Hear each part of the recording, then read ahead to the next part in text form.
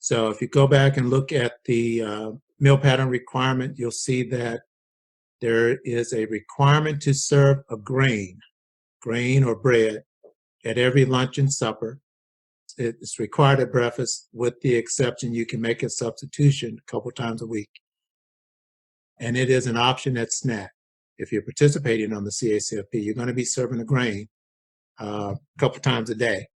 Now, there's a special kind of grain called a whole grain rich grain that must be served at least once a day. So you're required to serve a grain multiple times a day based on your meal schedule, but at least one of those grains each day, anytime during the day, any shift, must be a whole grain rich grain. And so this is a special kind of grain, and this is something that we are required to look for.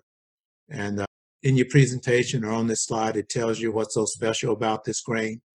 A number of ways you can identify a whole grain rich grain. I think in the handouts there's another USDA flyer that gives you like 4 or 5 different ways. We just put 3 of them in the presentation today. The first way is to read the label and look for the words whole wheat. And then there's some other ideas here too in box number 1. The second way is to use the WIC list. So the WIC foods list has a bunch of grains listed, and any of the whole grains on that list are whole, or any of the grains on that list are whole grain rich grain product.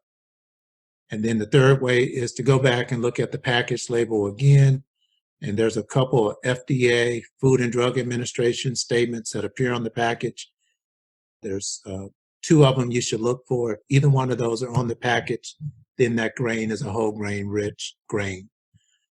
But of course, what we tell you to do, to keep it simple, just once a day, serve whole wheat bread, not honey wheat or any of those other types of things that have wheat in the name.